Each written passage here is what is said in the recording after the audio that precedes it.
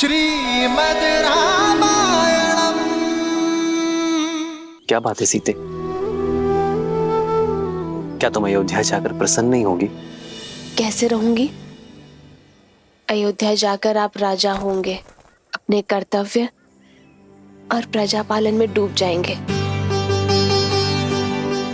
फिर मुझे कहाँ आपके साथ इतना समय मिलेगा जो यहाँ वनवास में मिलता है। वहां जय जयकार होगी, पर इस वन जैसी शांति कहाँ होगी। वहां आनंद के दीपक जलेंगे, पर जुगनुओं का दिव्य प्रकाश कहाँ होगा। ना ऐसी शांत नदी होगी और ना ऐसी पुष्प वर्षा। तो मेरे लिए तो हानि ही होगी ना। अरे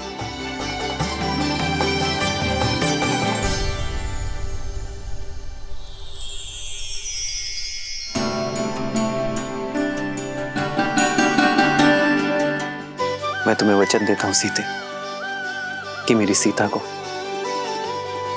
ना ही मेरी कमी खलेगी और ना ही मेरे समय की। ये राम सदा सीता के लिए न्यौछावर है और सदा रहेगा।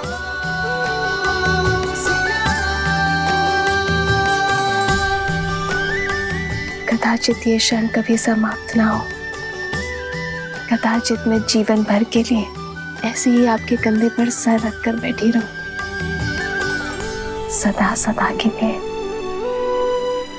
अपने श्री राम के पास। एक है पौरुष, एक समर्पण, एक है रूप तो दूजा दर्पण। जन्म जन्म का है ये संगम, राम रतन सीता वैभव धन। सिया राम, सिया राम, सिया राम, सिया राम।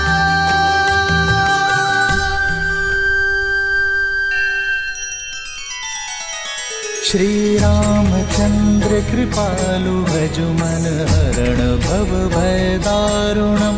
नव कंज लोचन कंज मुख कर कंज पद कंजारुणम। सिया राम, सिया राम, सिया राम, सिया राम। आदर्श और मर्यादा की है ये कथा महापावनम।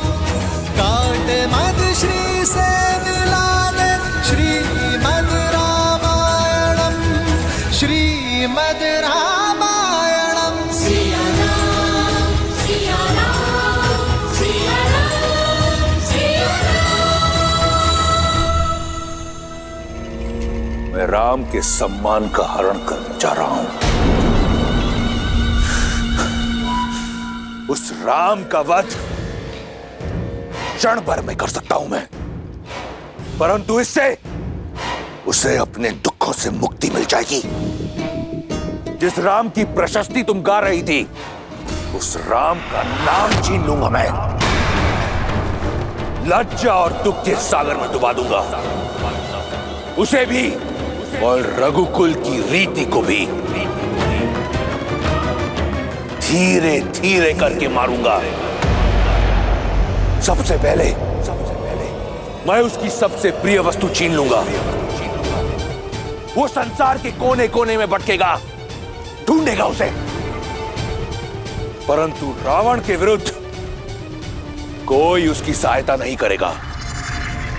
निराशा और ग्लानि से पहले वो मरेगा, फिर उसका भाई लक्ष्मण, और वहां अयोध्या में उसकी प्रतीक्षा करते हुए उसका भाई भरत स्वतः ही आत्महत्या कर लेगा, बिना एक राक्षस के लहू बहाए। मैं रघुकुल को लहूलुहान कर अपने कुल के नाशक से प्रतिशोध लूंगा, और उसके बाद सब ओर से निराश सीता को निर्विरोध लंका की रानी बनाऊंगा।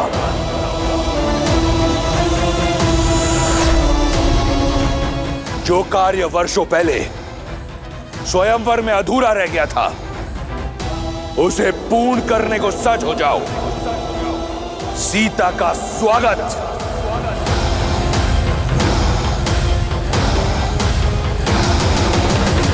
ये अनीति है लंकेश, ऐसा मत कीजिए।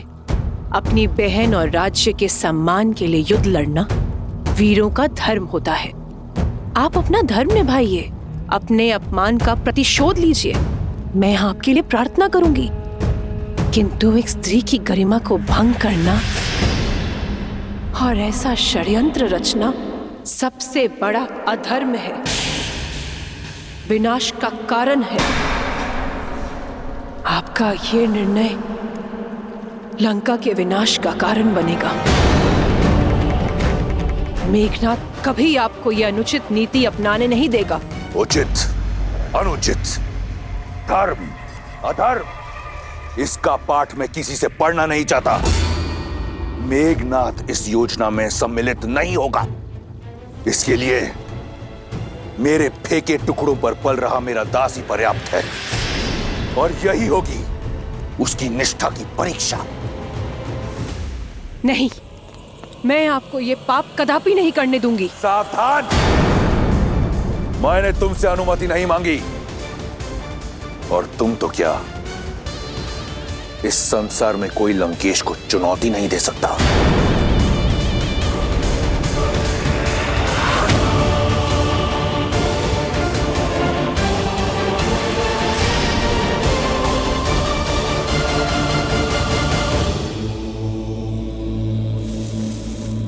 ओम नमः शिवाय। ओम नमः शिवाय। ओम नमः शिवाय। ओम नमः शिवाय। ओम नमः शिवाय।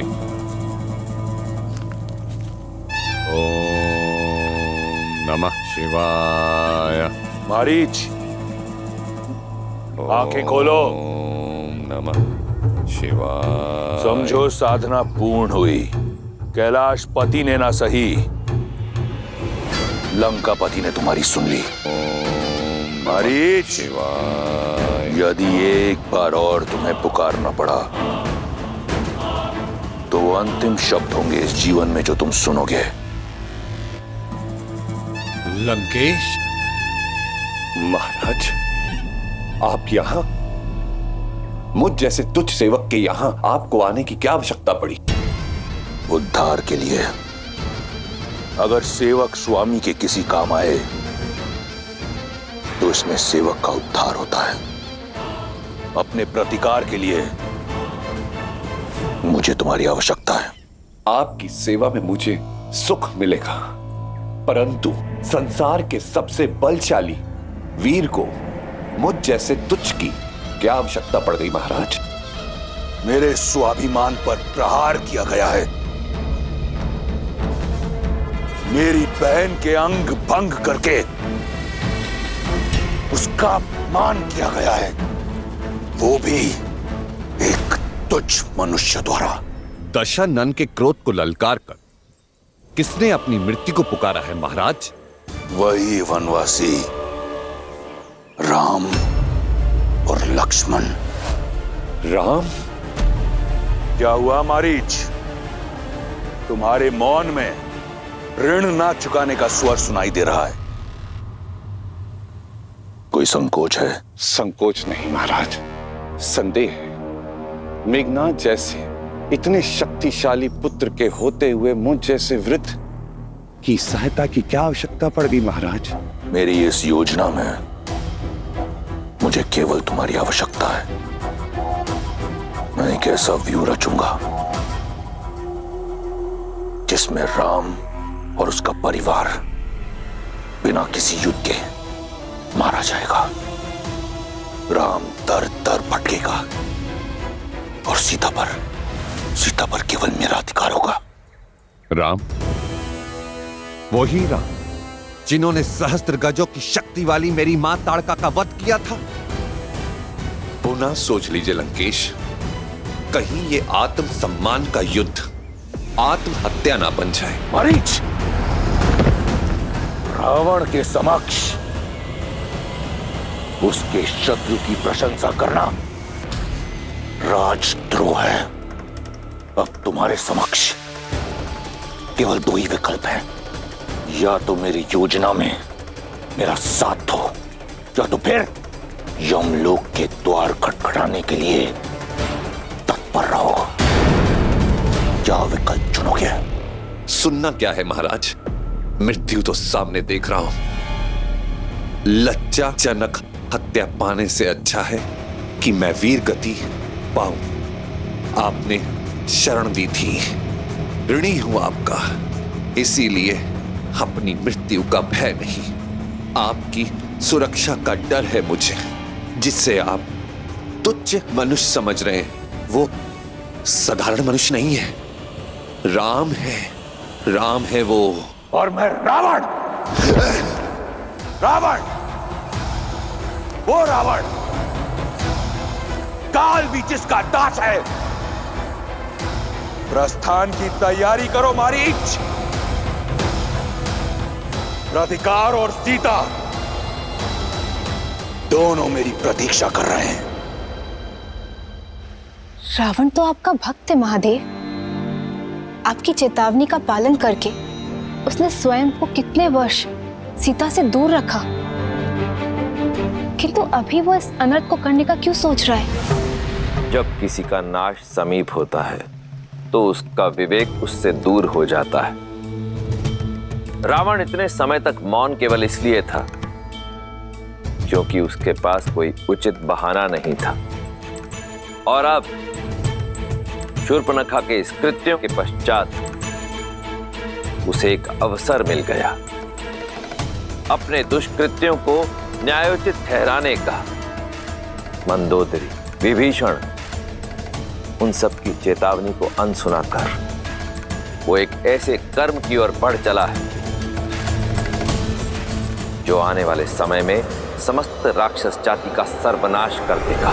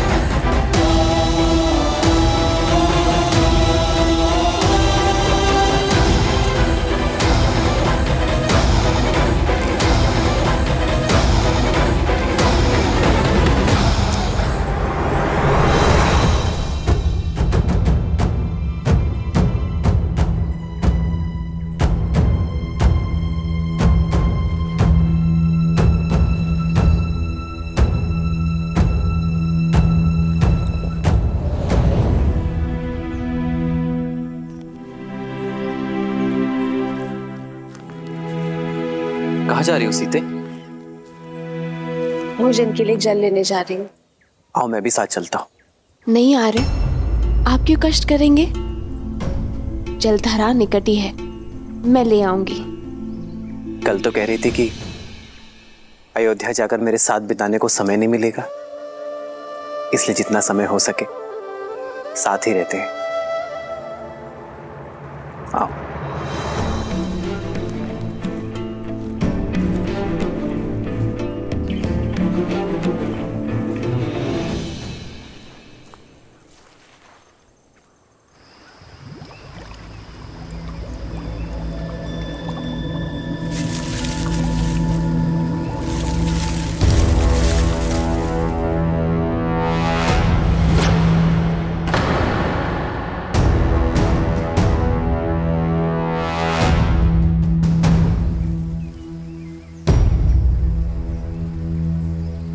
लाओ सीते।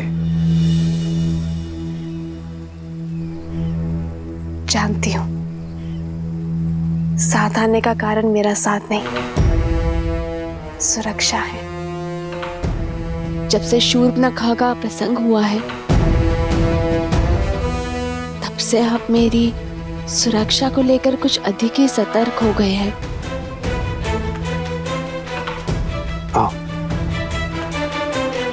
मुझे विश्वास है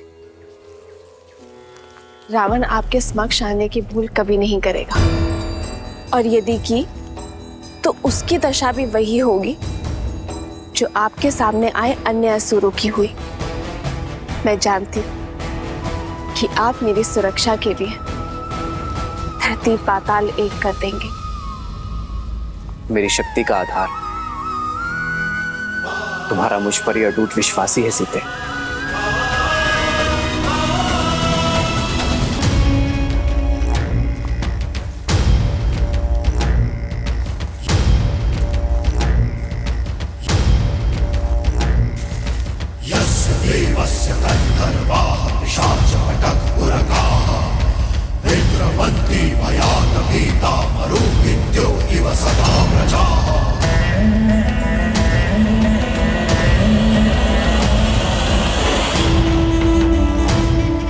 ये राम, ये तो नीरव बालक है। बालक नहीं महाराज, महाराज बलि ने भी वामन को बालक समझा था, लेकिन ये भूल आप मत करें। आयु देखकर राम के शौर्य को कम समझना मूर्खता हो सकती है। एक बार, केवल एक बार और राम की प्रशस्ति खाओ, फिर देखो कैसे मेरा दास यम यहां स्वयं आता है। तुम्हारी आत्मा लेने अपना ध्यान केवल हमारी योजना पर रखो। एक बार और एक सेवक का कर्तव्य होता है कि वो अपनी स्वामी की हर बात माने। जैसा कहा गया है वैसा करो। जाओ।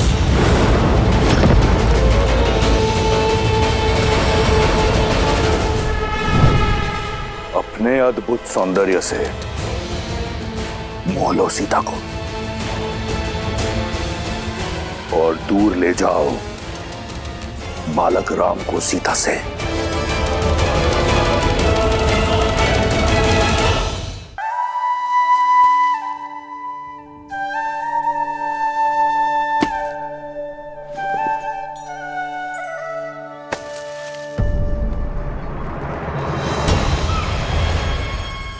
स्वर्ण मृग?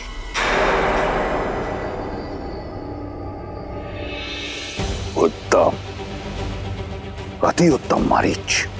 भटकाओ उसका मन ताकि मैं उस बालक को भटका सकूं।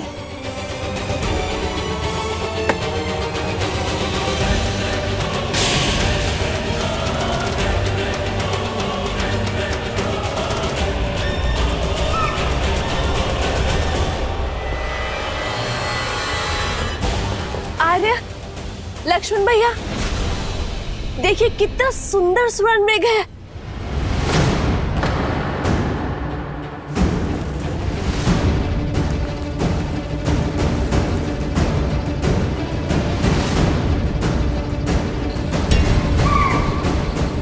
आर्य, वैसे एक बार स्पर्श करना चाहती हूँ। इस वन के हर दिव्य जीव की स्मृतियां अपने मन में बसाना चाहती हूँ। आर्य, क्या आप इस मृग को मेरे लिए पकड़ कर ला सकते हैं?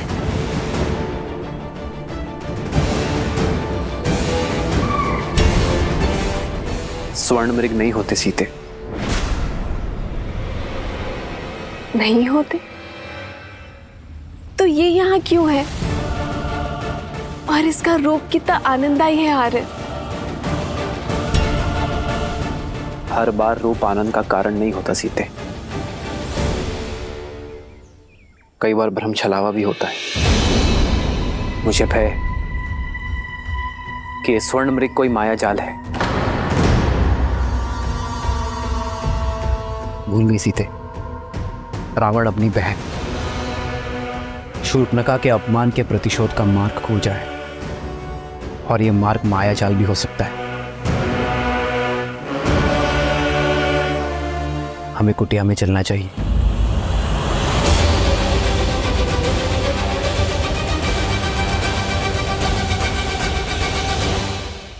आओ। जिस श्री राम के नाम मात्र से उनके शत्रु में भय उत्पन्न हो जाता है, उनका साथ होने पर मुझे क्षति पहुंचाने का दुस्साहस रावण भी नहीं कर सकता। अरे जो अपने भाई कुबेर का घर लंका छीन सकता है, जो अपने आराध्य महादेव को वश में करने का दुस्साहस कर सकता है सीते, वो कुछ भी कर सकता है।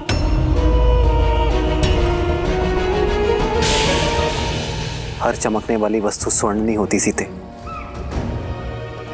शूर्पणखा का प्रसंग स्मरण है ना तुम्हें? हाँ, पर आर्य, इसका अर्थ ये तो नहीं है ना कि हर सौंदर्य के पीछे संकट की छाया खोजी जाए। आप एक क्षण को सोचिए, यदि ये मायावी ना हुआ तो क्या इस सुंदर जीव का संरक्षण करना हमारा धर्म नहीं है आर्य?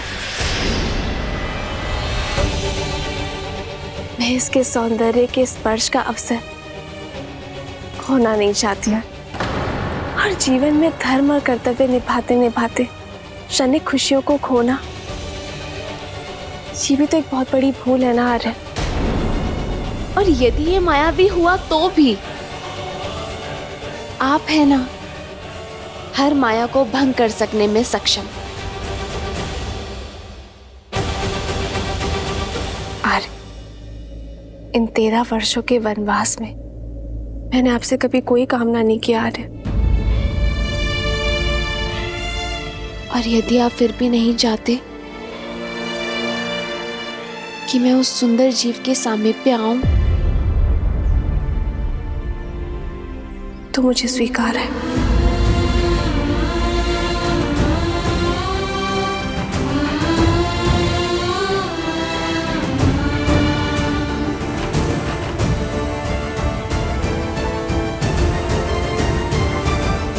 सीते,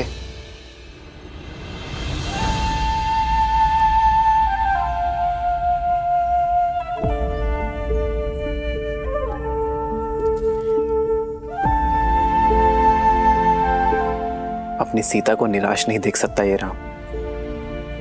यदि तुम्हारी प्रसन्नता इसी में है तो मैं तुम्हारे लिए स्वर्ण मृग अवश्य लेकर आऊंगा सीते।